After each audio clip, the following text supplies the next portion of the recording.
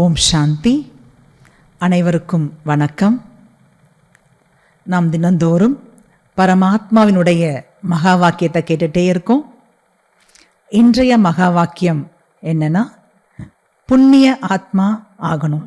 புண்ணிய ஆத்மா எப்படி ஆகிறது? புண்ணியமான காரியம் செய்யும் பொழுது புண்ணிய ஆத்மா ஆகலாம். புண்ணியமான காரியம்னு எதை சொல்லப்படுது? பொதுவாக நம்ம என்ன நினச்சிட்டு இருக்கோன்னா, பிறருக்கு உதவுவது சரிதான். அதை நம்ம என்ன புரிஞ்சு வச்சிருக்கோம்?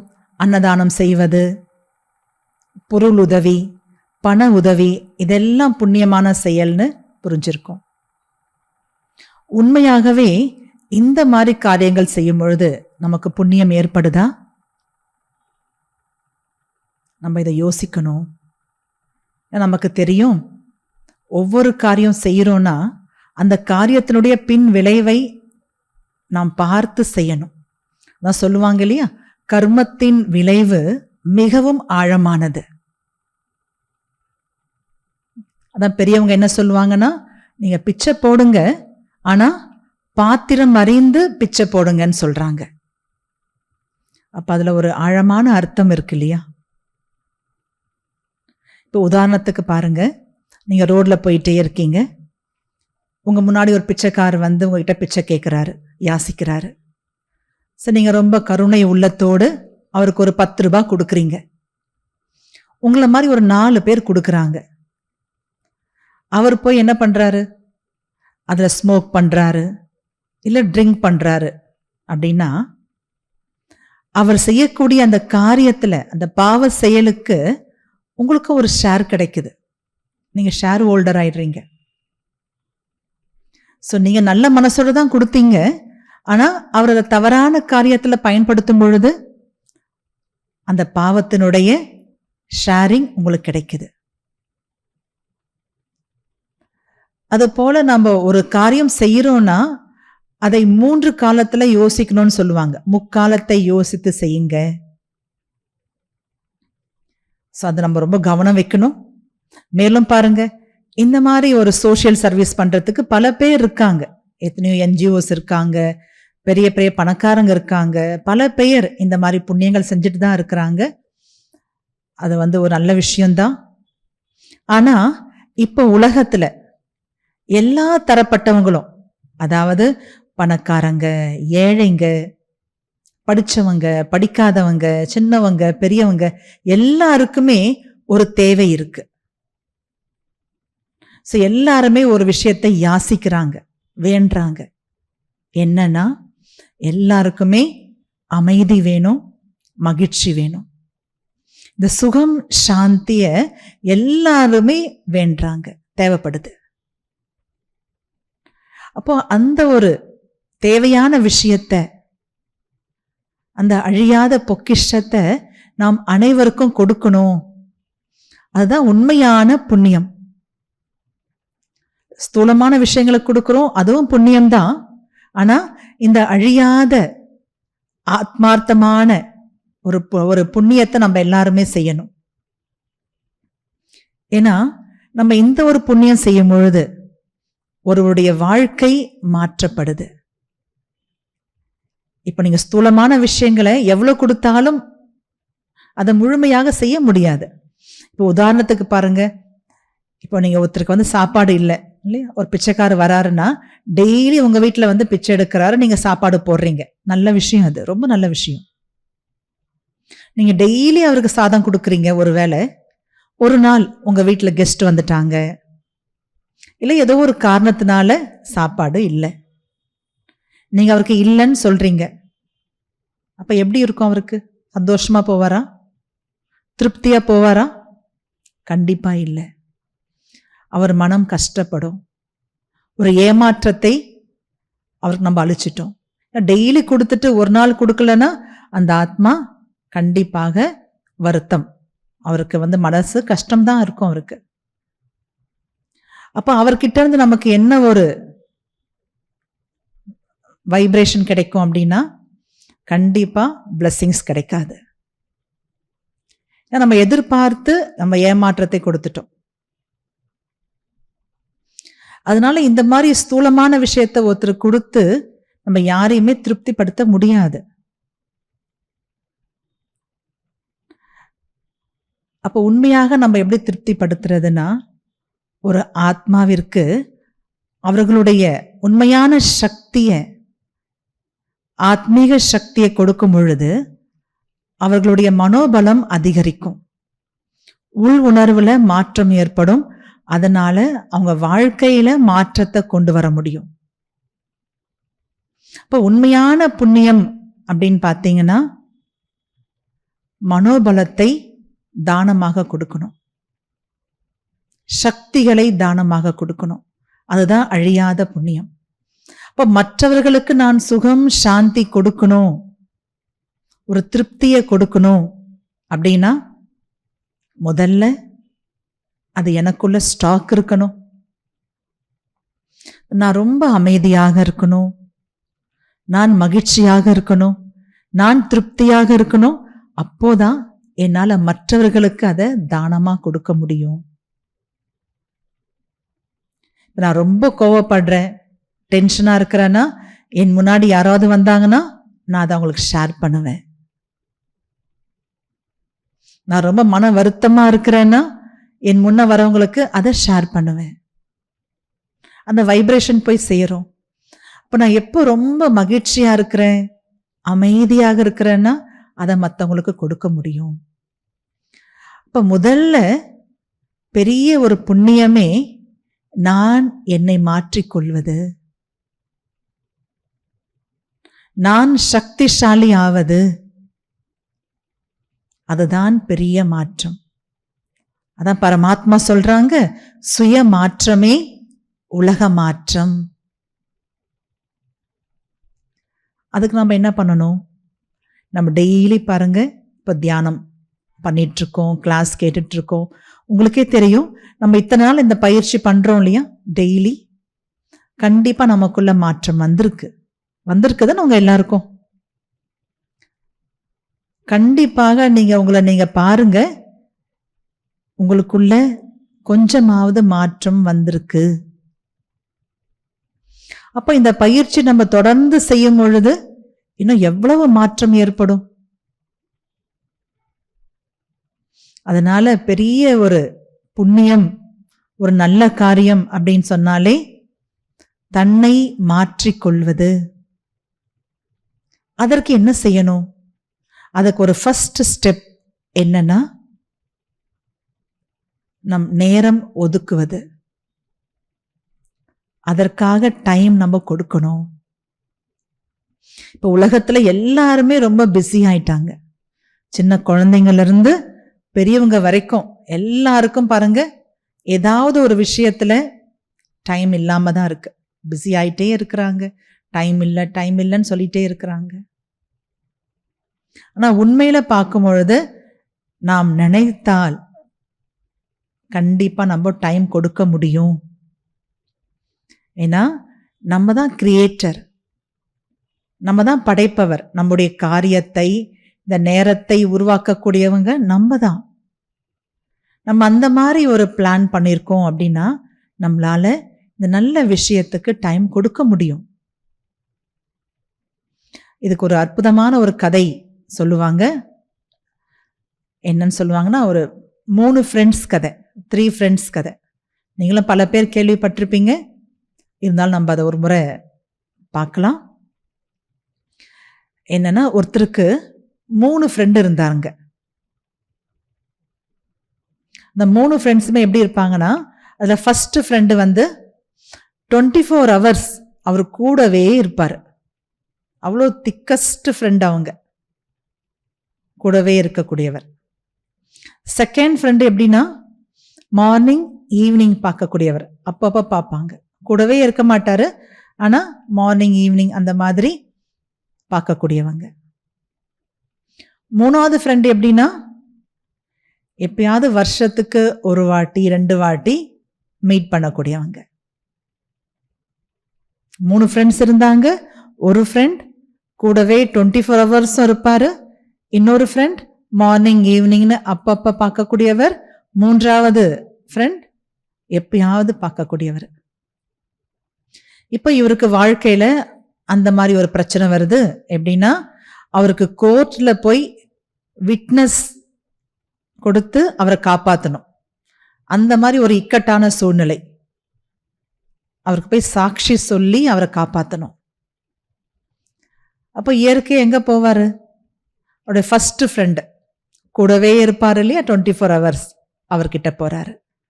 இப்போ நீங்க தான் எனக்கு உதவி செய்யணும், என் கூட கோர்ட்டுக்கு எனக்கு சாட்சி சொல்லி என்னை காப்பாற்றணும்னு சொல்றாரு.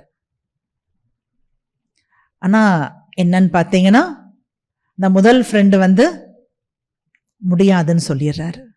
சாரிப்பா, என்னால் வரவே முடியாது, என் சூழ்நிலை அப்படி இருக்குன்னு அவருடைய கருத்துக்கு மறுப்பு தெரிவிச்சிடுறாரு.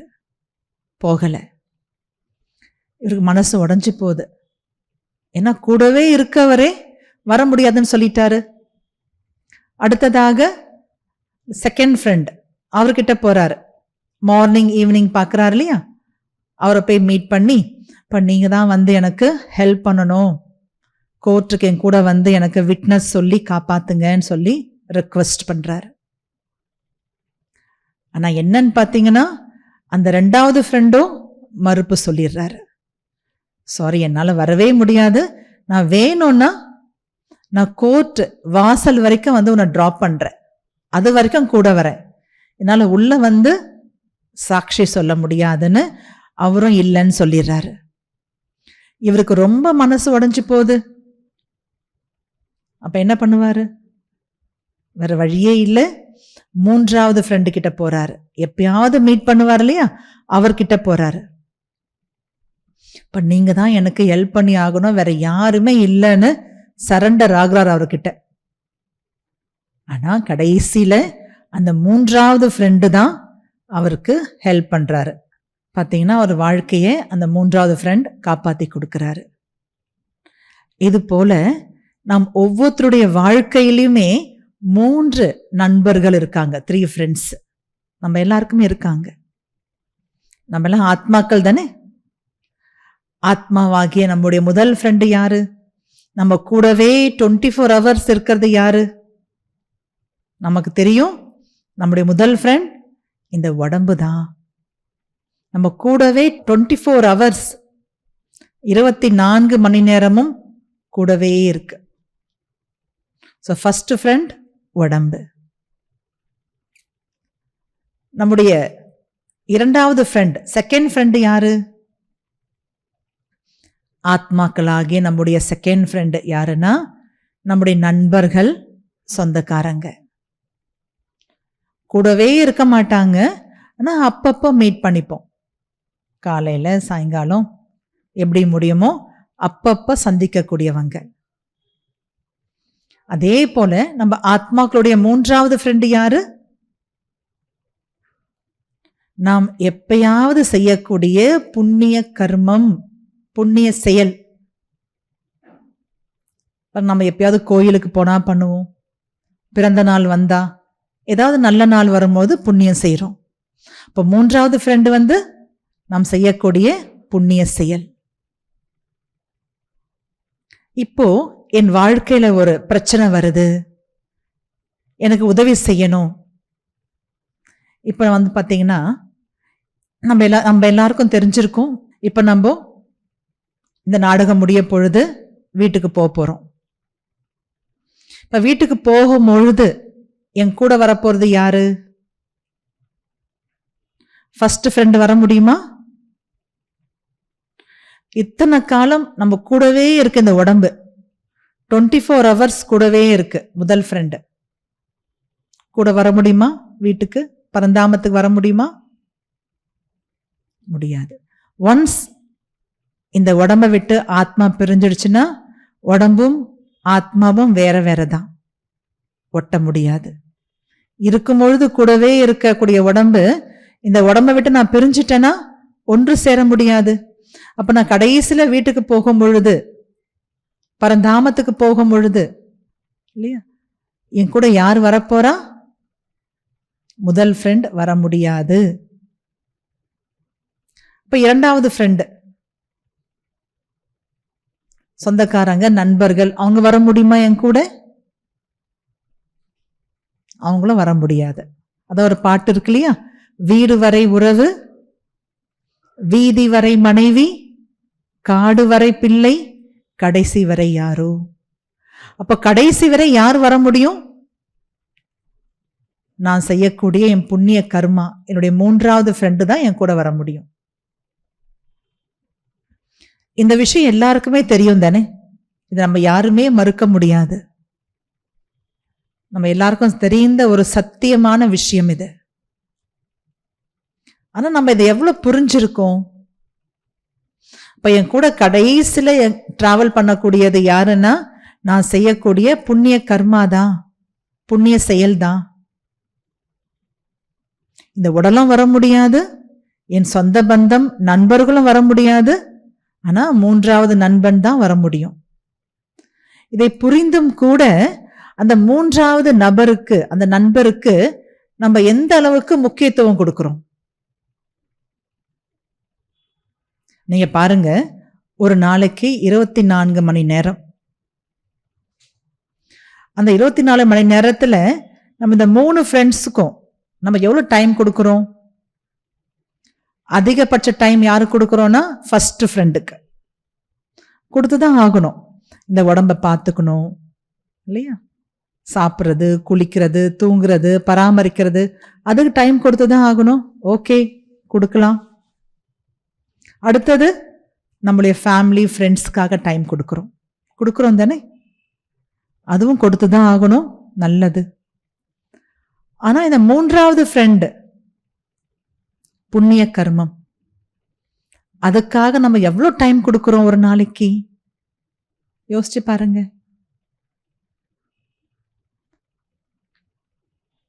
அட்லீஸ்ட் 24 மணி நேரத்துல 1 மணி நேரமாவது அல்லது அரை மணி நேரமாவது கொடுக்கிறோமா?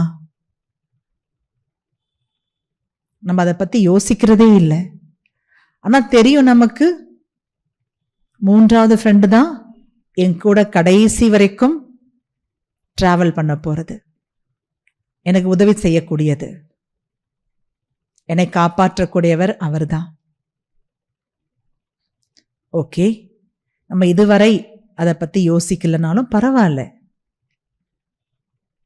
இப்ப நம்ம பரமாத்மாவுடைய குழந்தையா இருக்கோம், அவருடைய ஞானத்தை கேட்டுட்டு இருக்கோம்னா, இப்ப நம்ம எல்லாருக்குமே அந்த 3வது கண், ஞானக்கண், தெய்வீக புத்தி கிடைச்சிருக்கு. ஸோ இப்போ நம்ம அதை தீர்மானம் செய்யணும், ஒரு முடிவெடுக்கணும். இனி என் வாழ்க்கையில அந்த 3வது நண்பனுக்காக நான் டைம் ஒதுக்கணும். நம்ம பார்த்தோம் இல்லையா, உண்மையான புண்ணியம்னா சுயமாற்றம் தான். அப்படி என்னுடைய வாழ்க்கையின் மாற்றத்திற்காக நான் ஒரு நாளைக்கு மினிமம் 1 மணி நேரமாவது ஒதுக்கணும். முடியும் தானே? கண்டிப்பா முடியும். நாம் மனம் வைத்தால் மார்க்கம் உண்டு. நம்ம அதுக்காக பிளான் பண்ணணும். நம்ம டெய்லி இப்போ ஆன்லைன்ல கிளாஸ் கேட்டுட்டு இருக்கோம், நல்ல விஷயம்தான். இப்போ நம்ம இதை அப்படியே கண்டினியூ பண்ணுவோம், ஓகே. ஆனா நம்ம டெய்லி ஏன் கேட்கணும்? வாரத்துல ஒரு நாள் கேட்கலாமே, மாசத்துல ஒரு நாள் கேட்கலாமே அப்படின்னு கூட மனசுக்கு நமக்கு தோணும், அந்த மாதிரி எண்ணங்கள் வரும். ஆனா இது அப்படிப்பட்ட விஷயம் இல்லை. சுய மாற்றம்ன்றது ஒரு ரொம்ப சிரேஷ்டமான விஷயம். இந்த கலியுகத்துல வாழ்ந்து கொண்டே நாம் ஒரு அழகான தாமரை போன்ற தூய்மையான வாழ்க்கையை வாழணும், ஒரு புனிதமான வாழ்க்கையை வாழணும், ஒரு சிரேஷ்டமான வாழ்க்கையை வாழணும், மகிழ்ச்சியான அமைதியான வாழ்க்கையை வாழணும் அப்படின்னா அதற்கு நேரத்தை கொடுக்கணும்,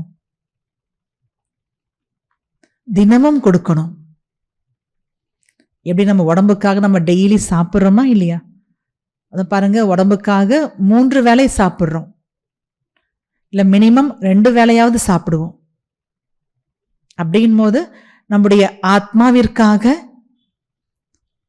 ஒரு நாளை ஒரு முறையாவது நம்ம சாப்பிடணும். இந்த நல்ல தூய எண்ணங்கள், பரமாத்மாவுடைய மகா வாக்கியம்தான் ஆத்மாவிற்கான உணவு. இந்த சிரேஷ்ட ஞானத்தை நம்ம எந்த அளவுக்கு கேட்கிறோமோ அந்த அளவுக்கு நம்முடைய புத்தி தெய்வீகமாக மாறும். பரமாத்மாவை அன்போடு நினைவு செய்ய முடியும், அதாவது தியானம் செய்ய முடியும். இந்த தியானத்தின் மூலமாக சக்தியை அடைய முடியும். அதன் மூலமாக நம் வாழ்க்கை நல்ல விதமாக ஒரு புண்ணிய ஆத்மாவாக மாறும். இப்ப நான் அந்த அளவுக்கு மாறும் பொழுது கண்டிப்பாக என்னால மற்றவர்களுக்கு உதவ முடியும். குறிப்பாக நம்முடைய குடும்பத்தாருக்கு, நம்முடைய நண்பர்களுக்கு, நம்ம கூட இருக்கவங்களுக்கு நன்மை செய்ய முடியும். நான் நல்லா இருந்தாதான் மற்றவங்களை நல்லபடியாக வைக்க முடியும். இதுதான் யதார்த்தம், சத்தியம். நானே சரியில்லாத பொழுது மற்றவர்களுக்கு நன்மை செய்ய முடியாது. இப்ப முதல்ல நான் நல்லா இருக்கணும். நான் நல்லா இருக்கணும்னா நல்ல விஷயங்களை, பரமாத்மாவுடைய மகா வாக்கியத்தை தினந்தோறும் கேட்கணும். கேட்டு என் வாழ்க்கையில மாற்றத்தை கொண்டு வரணும். அதன் மூலமாக மற்றவர்களுக்கும் நல்லதை செய்யணும். இப்ப உண்மையான புண்ணியம் என்றாலே சுயமாற்றம். ஆகவே நீங்க இந்த ஒரு நல்ல நாள்ல இந்த ஒரு சங்கல்பம், சிரேஷ்டமான எண்ணத்தை கொண்டு வாங்க, உறுதியான எண்ணத்தை கொண்டு வாங்க. இன்றிலிருந்து நான் தினந்தோறும் எனக்காக நேரத்தை செலவிடுவேன். உங்களுக்காக நீங்க வாழுங்க,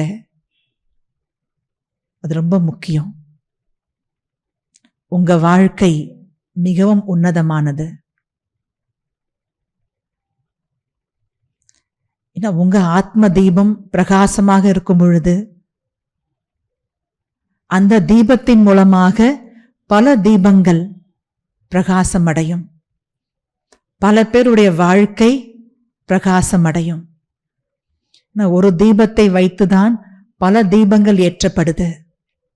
இப்ப என் வாழ்க்கை பல வாழ்க்கைக்கு ஒரு பெரிய சிரேஷ்டமான பாதையை வகுக்கும். ஆகவே நம்ம எல்லாருமே தினந்தோறும் இந்த பயிற்சி செய்யணுன்றதுதான் ரொம்ப முக்கியமான விஷயமே.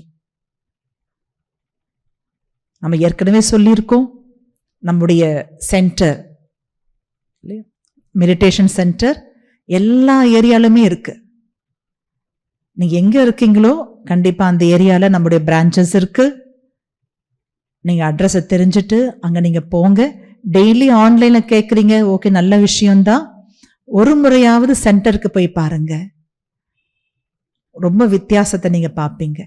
சென்டர் சொல்லும் பொழுது அங்க தியானம் செய்து செய்து அந்த ஒரு நல்ல வைப்ரேஷன், சக்தியின் அதிர்வலை நிறைஞ்சிருக்கும். பரமாத்மாவுடைய பிரசன்ஸ் நீங்க ஃபீல் பண்ண முடியும். பக்தியிலே பாருங்க, நம்ம வீட்டில் நம்ம பூஜை பண்ணுவோம், சாமி கும்பிடுவோம், இருந்தாலும் கோயிலுக்கு போவோம் இல்லையா, அங்க வைப்ரேஷன் வேற. அதே போல நீங்க ஆன்லைன்ல கிளாஸ் கேட்டா கூட நீங்க சென்டருக்கு போகும் பொழுது அந்த வித்தியாசத்தை அனுபவம் செய்வீங்க. அங்க அமர்ந்து கிளாஸ் கேட்குறீங்க, தியானம் செய்யறீங்கன்னா ரொம்ப உங்களுக்கு சகஜமாக இருக்கும். ஆகவே அனைவரும் பிரம்மா குமாரிகளுடைய மெடிடேஷன் சென்டருக்கு வந்து நீங்க கிளாஸ் கேட்கணுன்றத அன்போடு கேட்டுக்கிறோம். நாம் இன்று 28/2/2025 அந்த முரளினுடைய மகா வாக்கியத்தை பார்க்கலாம். நாம் இன்று வரதானம் என்றாலே ஆசீர்வாதம், அதை மட்டும் நம்ம இன்னைக்கு என்னன்னு பார்க்கலாம். பரமாத்மா சொல்றாங்க, தெய்வீக புத்தி என்ற லிஃப்ட் மூலம் 3 லோகங்களுக்கும் பயணம் செய்யக்கூடிய சகஜ யோகி ஆகுக. இன்றைய வரம் சகஜ யோகி. நம்மளா யோகிகள் தான், ஆனால் சகஜமான முறையில் யோகா செய்யணும். அதற்கு பரமாத்மா கொடுக்கக்கூடிய வரம் என்னன்னா தெய்வீக புத்தி. இந்த தெய்வீக புத்தியை ஒரு லிஃப்ட்னு சொல்றாரு காட். லிஃப்ட்னா பாருங்க, நம்ம அதில் எத்தனை ஃப்ளோர் வேணாலும் ட்ராவல் பண்ணலாம் இல்லையா? நடந்து போகிறோன்னா பாருங்க, ஃபர்ஸ்ட் ஃப்ளோர் வரைக்கும் போகலாம். செகண்ட் ஃப்ளோர் போனால் கொஞ்சம் டயர்ட் ஆகிடுவோம். தேர்ட் ஃப்ளோர்னா இன்னும் அதுக்கு மேலே போகிறது கஷ்டமாயிடும். லிஃப்டில் போனீங்கன்னா எத்தனை ஃப்ளோர் வேணாலும் போக முடியும் ஈஸியாக. அந்த மாதிரி பரமாத்மா சொல்கிறாங்க, இப்போ நீங்கள் 3 லோகங்களுக்கும் பயணம் செய்யணும். மாடி இல்லை, 3 லோகங்கள். 3 லோகம் என்றால் இப்ப நம்ம வாழ்ந்துட்டு இருக்கிறது ஸ்தூலமான உலகம், அடுத்தது சூக்ஷ்ம தேவதை உலகம், அதுக்கு அடுத்தது ஆத்மலோகம். ஸ்தூல உலகம், சூக்ஷ்ம உலகம், ஆத்மலோகம். இந்த 3 லோகங்களுக்கும் சகஜமாக பயணிக்கக்கூடிய சகஜ யோகி. அதற்கு அவர் கொடுத்த லிஃப்ட் எதுனா தெய்வீக புத்தி. தெய்வீக புத்தின்னு அவர் எதை சொல்றாரு? அந்த ஞானத்தினுடைய புத்தி. இந்த 3வது கண் ஞானக்கண், புரிதல். இந்த புரிதல் மூலமாகத்தான் நம்மளால 3 லோகத்துக்கும் பயணம் செய்ய முடியும். 3 லோகத்துல என்ன இருக்கு அதை தெரிஞ்சுக்கணும். இப்ப நம்ம சாக்கார உலகத்துல, இந்த ஸ்தூலமான உலகத்துல எந்த சொரூபத்துல வாழ்ந்துட்டு இருக்கோம்னா பகவானுடைய குழந்தை, ஒரு தூய சிரேஷ்ட ஆத்மாவாக வாழ்ந்துட்டு இருக்கோம். பிரம்மா குமார், பிரம்மா குமாரியாக. சூக்ஷ்ம உலகத்துல இந்த ஃபரிஷ்தான் சொல்லுவாங்க, ஏஞ்சலிக் ஸ்டேஜ். உங்களுக்கு யோகத்துல நம்ம அந்த நிலையை ரொம்ப ஆழமாக விளக்கமாக புரிய வைப்போம். இப்ப நம்ம சுருக்கமா சொல்லக்கூடிய வார்த்தை அது ஃபரிஷ்தான் சொல்லுவாங்க, ஏஞ்சலிக் ஃபார்ம், பறக்கும் தேவதை நிலை, ஏஞ்சலிக் ஸ்டேஜ். சூக்ஷ்ம உலகத்துல அந்த நிலையில நம்ம இருந்து அதை நன்றாக அனுபவம் செய்வோம். அடுத்தது ஆத்மலோகம், பரந்தாமம், பிரம்மலோகம். அந்த உலகத்துல ஆத்மீக சொரூபத்துல, ஜோதி சொரூபத்துல பரமாத்மாவோட நம்ம இருக்கிறோம். இந்த 3 உலகத்திலையும் 3 நிலைகளை நாம் அனுபவம் செய்யலாம். இது 3மே சிரேஷ்டமான நிலை யோகத்துல. ஒவ்வொரு நிலைக்குமே ஒவ்வொரு சக்தி இருக்கு. இங்க சாக்கார உலகத்துல, ஸ்தூல உலகத்துல சிரேஷ்ட பிரம்மா குமாரியாக பரமாத்மாவுடைய குழந்தையாக வாழ்ந்துட்டு இருக்கோம். சூக்ஷ்ம உலகத்துல ஒரு ஏஞ்சலிக் ஸ்டேஜ்ல ஃபரிஷ்தா நிலையில இருக்கிறோம். பரந்தாமத்துல ஆத்மஸ்வரூபத்துல வாழ்ந்துட்டு இருக்கோம். இந்த 3 நிலைகளையும் அனுபவம் செய்யறதுக்கு திவ்ய புத்தி மூலமாக நம்மளால பயணம் செய்ய முடியும். அதை எப்படி செய்யணும்னு சொல்லி கொடுக்குறாங்கன்னா, இப்ப நம்ம ஒரு லிஃப்ட்ல போனா ஃபர்ஸ்ட் என்ன பண்ணுவோம்? அங்க ஸ்விட்ச் இருக்கும், அதை பிரஸ் பண்ணுவோம், ஆன் பண்ணுவோம். அப்ப நம்மளால எங்க வேணா போக முடியுது இல்லையா? அதே போல இந்த 3 லோகத்துக்கும் பயணம் செய்யணும்னா ஸ்விட்ச் ஆன் பண்ணுங்கன்றார். எந்த ஸ்விட்ச் ஆன் பண்றது? நினைவு என்ற ஸ்விட்ச். நினைவு ஜஸ்ட் நம்ம நினைச்சா போதும். பாருங்க, ஸ்விட்ச் ஆன் பண்ண நம்ம கையை தூக்கி கூட பிரஸ் பண்ண வேண்டாம். நீங்க ஜஸ்ட் நினைக்கணும், புத்தி மூலமாக நினைவு செய்யணும். இப்ப நான் பரந்தாமத்துக்கு போறேன் அப்படின்னு நீங்க எப்ப நினைக்கிறீங்களோ அப்போ உடனே உங்களால புத்தி மூலமாக டிராவல் பண்ண முடியும். யாத்திரை, அதாவது நினைவு யாத்திரைன்னு சொல்லுவாரு பரமாத்மா. நம்ம நினைத்த உடனேயே யாத்திரை, பரந்தாமத்துக்கு போகலாம். நாம் நினைத்த உடனேயே பரந்தாமத்திலிருந்து இந்த ஸ்தூலமான உலகத்துக்கு வரலாம். இங்கிருந்து ஒரு செகண்ட்ல சூக்ஷ்ம உலகத்துக்கு போகலாம். அதுவும் என்ன சொல்றாங்கன்னா, நீங்க எங்க எவ்வளவு நேரம் வேணாலும் இருக்கலாம். அதுவும் நம்ம சாய்ஸ் தான். இது யோகத்தினோட ஒரு அழகான ஒரு பயிற்சி, இது அழகான அனுபவம் இது. சோ என்ன சொல்றாங்கன்னா, இதுக்கு மெயினா அவர் சொல்லக்கூடியது காலையில பிரம்ம முகூர்த்த நேரத்துல, அததான் அமிர்த வேலை யோகம் சொல்லுவோம். அந்த நேரத்துல கவனமாக இருந்து இந்த ஒரு பயிற்சி செய்யுங்க. உங்க மைண்ட், உங்க மனசுக்கு அந்த ப்ரோக்ராம் கொடுங்க. நம்ம காலையில இந்த பயிற்சியை செஞ்சிட்டோம் அப்படின்னா அது ரொம்ப சகஜமாயிடும். இப்ப நம்ம சொல்லுவோம் இல்லையா, உலகத்திலேயே பசங்களை படிக்கணும்னா சொல்லுவோம், காலையில எழுந்து படிங்க. நீங்க காலையில படிச்சீங்கன்னா நல்லா மனசுல பதிவாகும், மறக்க மாட்டீங்க சொல்லுவாங்க இல்லையா. அந்த டைமுக்கு ரொம்ப சக்தி இருக்கு. அதிகாலை நேரம், அந்த பக்தியிலேயே பிரம்ம முகூர்த்த நேரம் சொல்றாங்க. நீங்க நம்ம அத அமிர்த வேலை. ஸோ நம்ம அதை பற்றி நம்ம ஒரு கிளாஸ்ல விளக்கமாக பார்க்கலாம். ஸோ அந்த அமிர்த வேலை நேரம்ன்றது ரொம்ப ஒரு அமிர்தம்னா பாருங்க, அதுக்கு ரொம்ப சக்தி இருக்கும் இல்லையா. அது போல அந்த டைம் ரொம்ப பவர்ஃபுல் டைம். நம்ம அந்த நேரத்துல தியானம் செய்யறோம் அப்படின்னா ரொம்ப சக்தி கிடைக்கும். அந்த நேரத்துல இந்த பயிற்சியை செய்யுங்கன்னு பரமாத்மா சொல்றாரு. அப்ப நமக்கு அந்த டிராவல் ரொம்ப சகஜமாக இருக்கும். அப்ப டிராஃபிக் ஜாம் இருக்காது. எல்லாரும் தூங்கக்கூடிய நேரம் அது. உலகமே ரொம்ப அமைதியாக இருக்கும், நல்ல வைப்ரேஷன் இருக்கும். ஸோ அந்த நேரத்துல பயிற்சி செய்யும் பொழுது நமக்கு ரொம்ப சகஜமாக நம்மளால அதை அனுபவம் செய்ய முடியும். அதனால இன்றைய வரமே இதுதான். திவ்ய புத்தி கொடுத்திருக்காங்க. அந்த திவ்ய புத்தி என்ற லிஃப்ட் மூலமாக 3 லோகங்களுக்கும் பயணம் செய்யக்கூடிய சகஜ யோகி ஆவீர்களாக.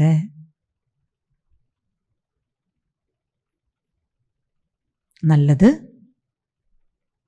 இப்பொழுது நாம் கொஞ்ச நேரம் தியானம் செய்யலாம். இன்னைக்கு என்ன முரளி கேட்டோமோ அந்த முரளி நம்ம மகா வாக்கியத்தை பயிற்சி செய்யலாம். வாங்க. ஓம் சாந்தி. இருபுருவ மத்தியில் ஆத்ம ஜோதியாக பிரகாசமாக ஜொலிக்கின்றேன்.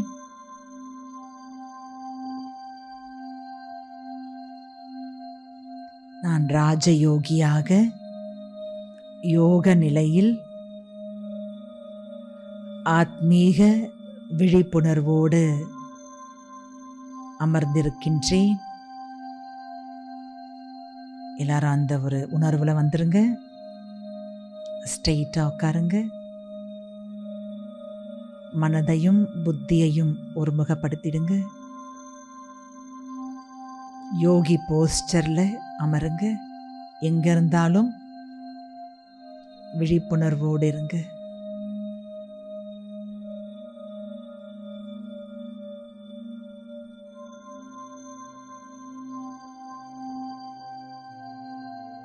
இருபுருவ மத்தியில ஆத்மாவாகிய நான் சைத்தன்ய சக்தியாக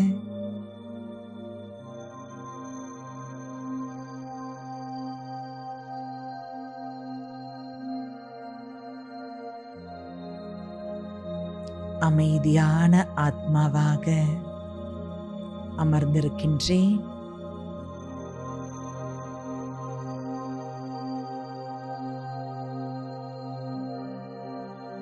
என் புத்தியின் மூலமாக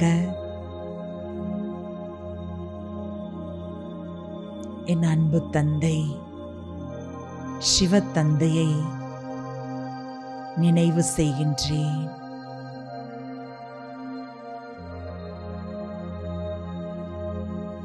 நம்ம ஃபீல் பண்றோம், பரமாத்மா தந்தை ஞான சூரியன் என்னுடைய தலைக்கு மேலேயே நான் அனுபவம் செய்கிறேன். ஜஸ்ட் எனக்கு மேலே இருக்காங்க. ஜோதி சொரூபமாக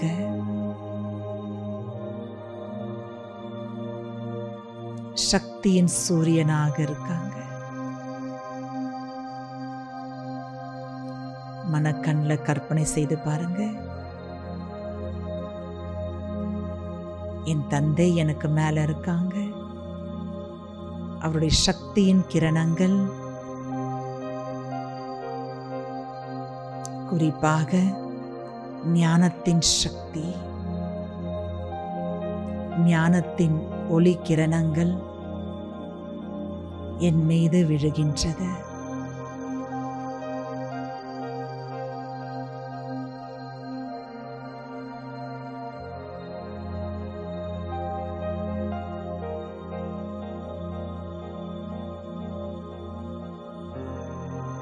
ஞானக்கடல் சிவ தந்தையினுடைய சக்தியினால்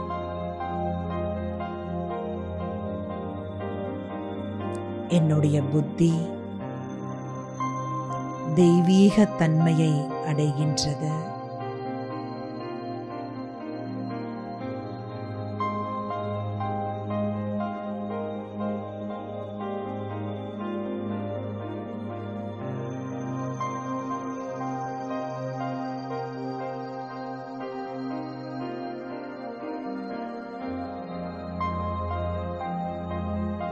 இந்த தெய்வீக புத்தியின் மூலமாக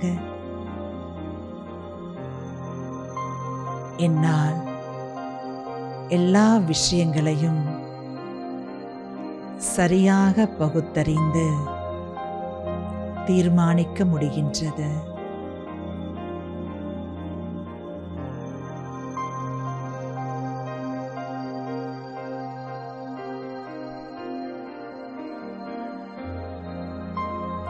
இந்த தெய்வீக புத்தியினால்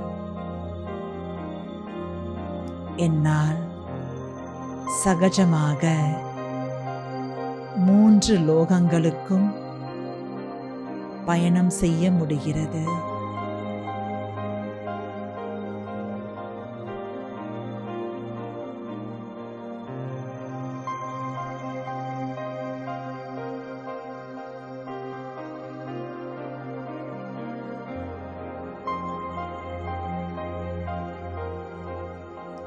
இந்த தெய்வீக புத்தியினால் நான் சகஜ யோகியாக வாழ்கின்றேன்.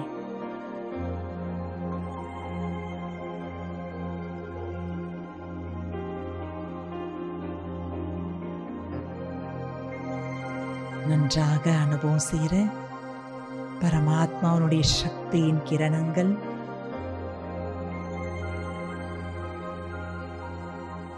சக்தியின் மழையாக என் மீது பொழிந்து கொண்டே இருக்கின்றது.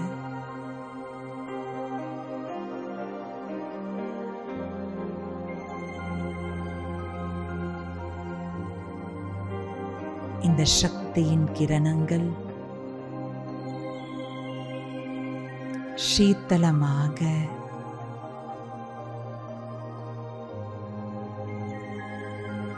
இதமாக சுகமாக இருக்கின்றது.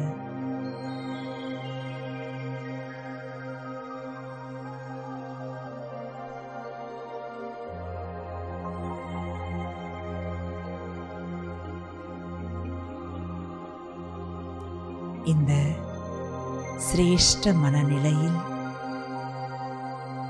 என் தந்தைக்கு முன்னால் நான் உறுதியான சங்கல்பத்தை எடுக்கின்றேன். அப்பா, இன்றிலிருந்து நான் ஒரு உறுதி செய்கின்றேன்.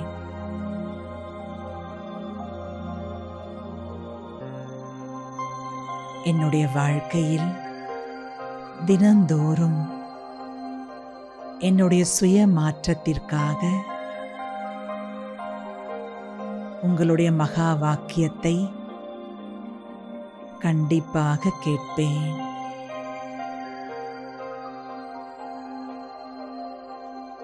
எனக்காக, என்னுடைய நன்மைக்காக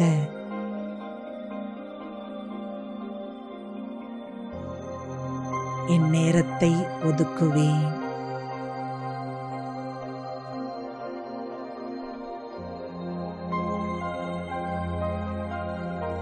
நான் நலமாக இருந்து என்னோடு இருப்பவர்களுக்கும் நன்மை செய்வேன்.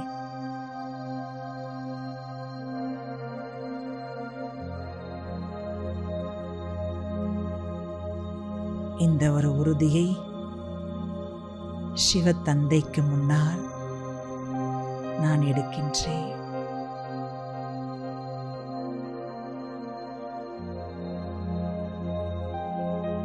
இந்த சிரேஷ்ட எண்ணத்தை நான் மேற்கொள்கின்றேன். எனக்குள்ள அனுபவம் ஆகுது. பரமாத்மாவுடைய ஆசீர்வாத கரங்கள், வரதான கரங்கள் என் தலை மீது இருக்கின்றது.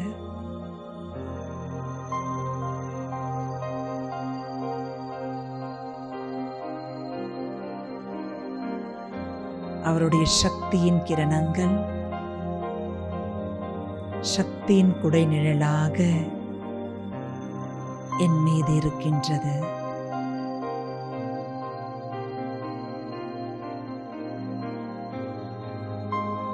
நான் எப்பொழுதுமே என் தந்தையினுடைய பாதுகாப்பான குடை நிழலுக்கு கீழே வாழ்ந்து கொண்டிருக்கின்றேன்.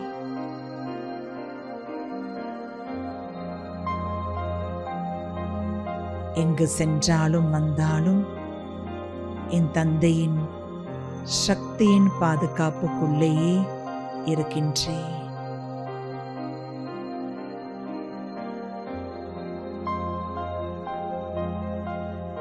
ஓம் சாந்தி. ஓம் சாந்தி. 3 காலங்களை பற்றியும் அதன் விளைவுகளை பற்றியும் யோசிச்சதுக்கு அப்புறம் தான் எந்த செயலையும் செய்யணும். ஸ்தூலமான சாதனங்களை வழங்கி நம்ம யாரையுமே திருப்திப்படுத்த முடியாது. சுய மாற்றம்தான் மிகப்பெரிய புண்ணியம். சுய மாற்றத்திற்கான முதல் அடி சிறிது நேரம் ஒதுக்கி நல்ல செயல்களில் ஈடுபடுவதாகும்.